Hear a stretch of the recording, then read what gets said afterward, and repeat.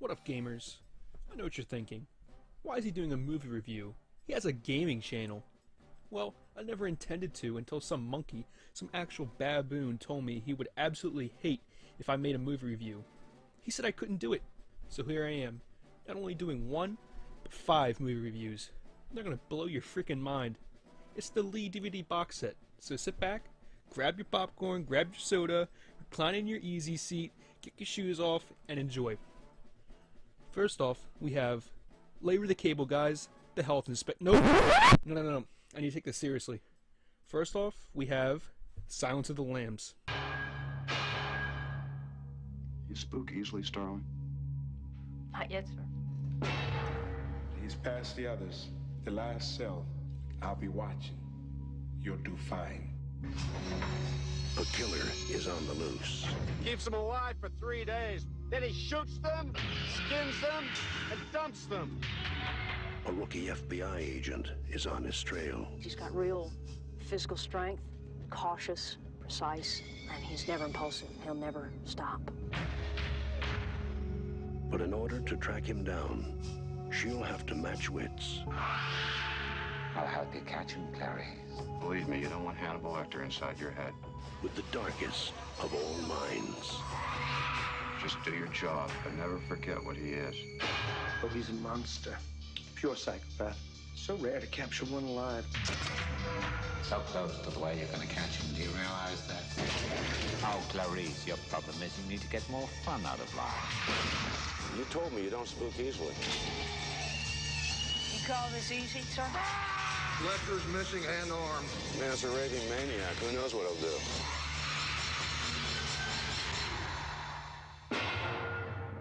Thank you, Clarice. Thank you.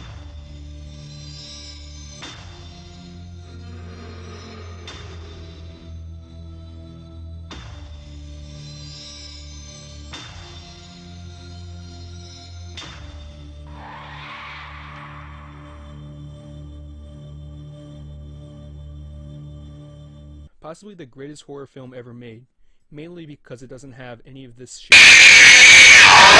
It's also grounded in reality as opposed to ghosts, unkillable enemies, and other supernatural bullshit. Don't get me wrong, I like a lot of horror movies, but this shit is on a whole different level because you never know what to expect. Whereas if I was watching Friday the 13th and I saw Jason, I'd know, oh, okay, that person's gonna die.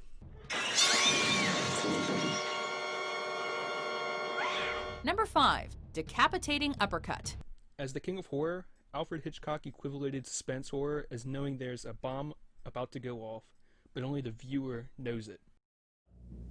4 people are sitting around a table, talking about baseball, whatever you like. 5 minutes of it, very dull.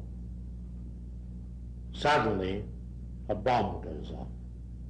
Blows the people to smithereens. What do the audience have?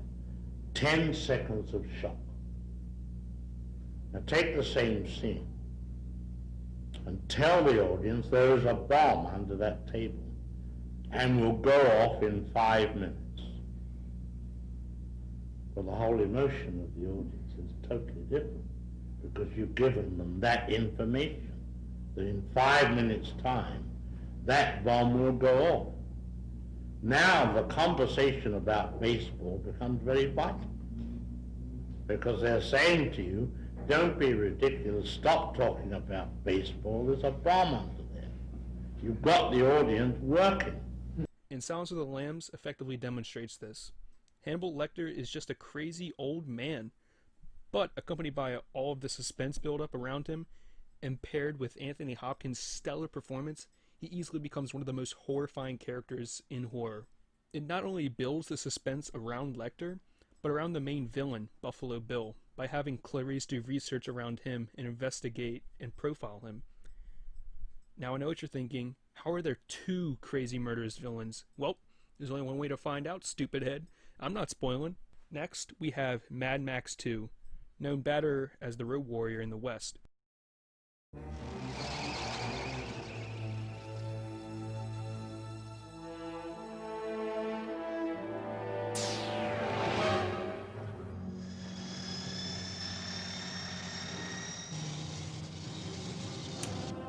In the future, cities will become deserts. Roads will become battlefields. And the hope of mankind will appear as a stranger.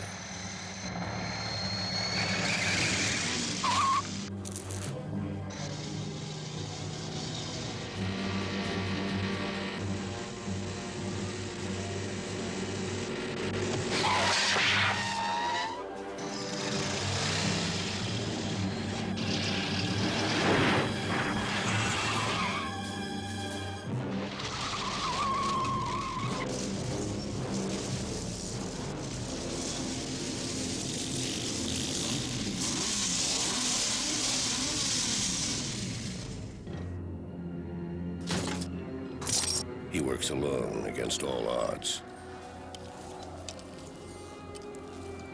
He may be the best chance we've got.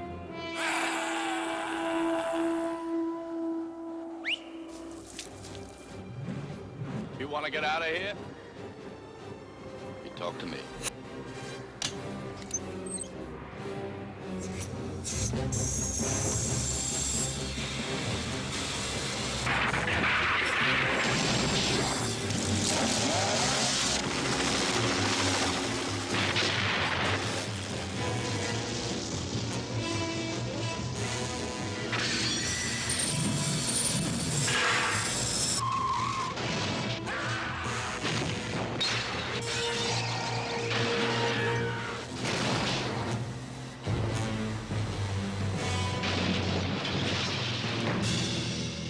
The Road Warrior.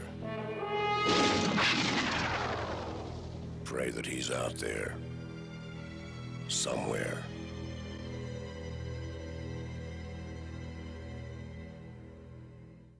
This is one of my all-time favorite movies, and in my opinion, the best of the Mad Max series. I know that a lot of people love Thunderdome, but in my opinion, that doesn't even count as a Mad Max movie. There's not even enough driving, which probably sounds fucking stupid to anyone who hasn't watched the series. Oh, it's not part of the series because there's no driving? What is this shitty YouTuber talking about? Mad Max without combat driving is like Rocky without boxing.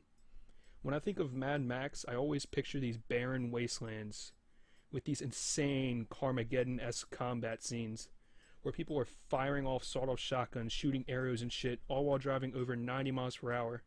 Now when I think of Mad Max, that's what I envision, and Road Warrior delivers on this. All round, Thunderdome was an okay movie, but not Mad Max enough, not post-apocalyptic enough. In Road Warrior, it shows that this is truly the end of most of mankind, with people willing to kill and slaughter innocents for guzzling. People who are so negligent and reluctant to help one another, and people like Max who are literally living day by day, not knowing when a day will potentially be his last.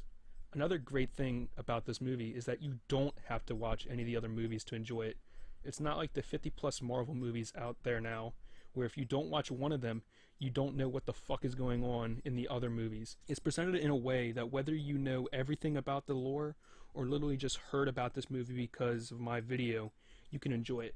That's the beauty of the Mad Max films. You can literally watch them in whichever order you want, and you will be just as clueless as everyone else. Now I know what you're thinking.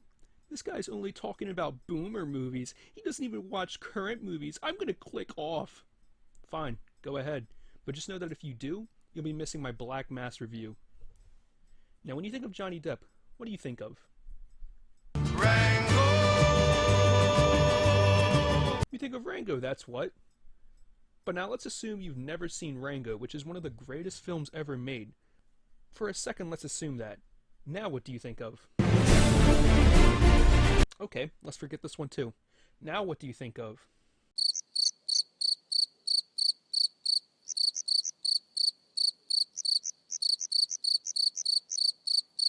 Really? For some reason, I feel like not a lot of people saw Black Mass. Like it flew under almost everyone's radars. But it's a really good movie. I don't get it.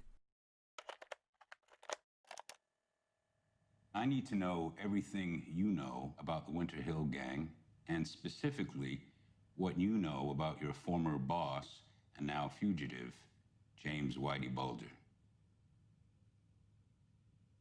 What's that?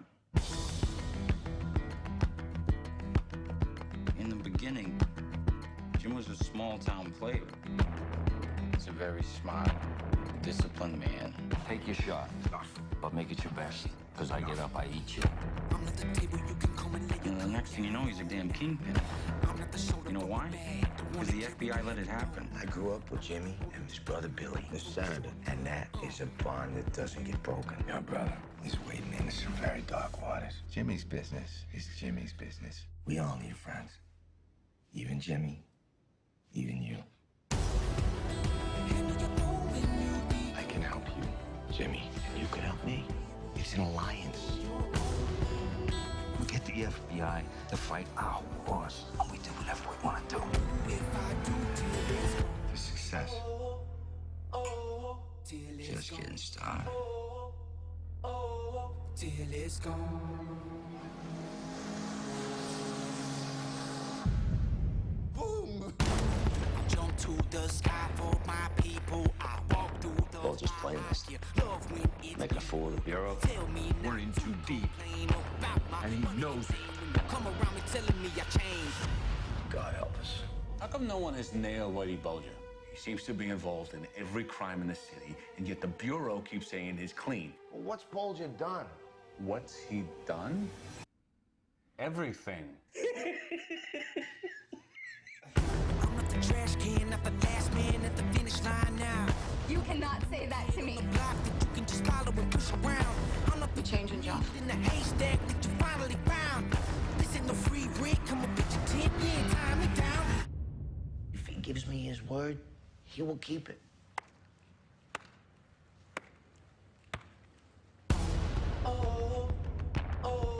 Till it's gone. Till it's gone. It's the telling of a true story where the Irish Mafia somehow crept its way into the FBI, all because of one man, James Whitey Bulger, played by Johnny Depp. Now in this movie, I have to start off with just, wow, Johnny Depp's performance is outstanding. I have no bias against the guy. In fact, I'm not too fond of the guy. But even I was amazed at how stellar he was. He has the same aura as Heath Ledger's Joker, where you're almost rooting for the villain, but there's times that seem like almost out of thin air, where he just becomes this horrifying figure, where you can literally feel the tension coming out of the TV. He's so charismatic, yet so completely terrifying at the same time. Most true stories, let's be honest, suck balls. Now let's think of it for a moment. If I dislike true stories, and if I dislike Johnny Depp, yet I'm telling you to watch Black Mass, a true story movie featuring Johnny Depp, shouldn't that tell you just how good of a movie this is? What are you watching this video still? Hop off and go watch it, but actually don't, because I need the watch hours. The next movie is my all-time favorite, Rambo: First Blood.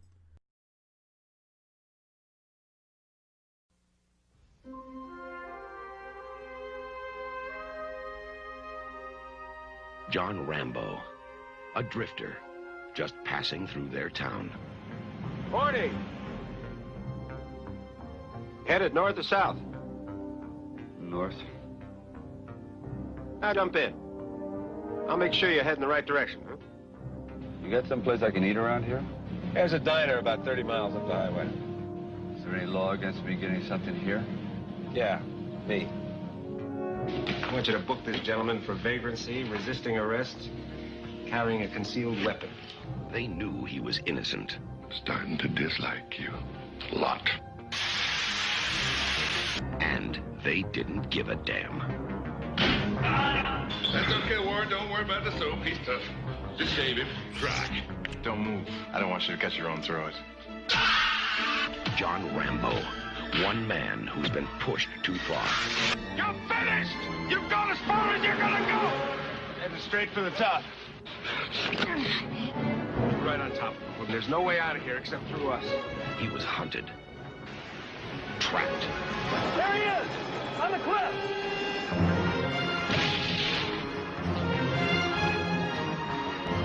and forced to fight back. Don't push it. Don't push it. I'll give you a war you won't believe. Teasel, Well, you and all your men couldn't handle him before. Now, what makes you think you can handle him now? Because God knows what damage he's prepared to do.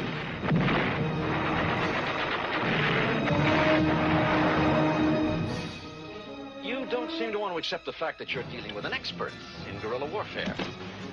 Are you telling me that 200 men against your boy is a no-win situation for us? You send that many, don't forget one thing. A good supply of body bags. Sylvester Stallone. This time, he's fighting for his life. First Blood.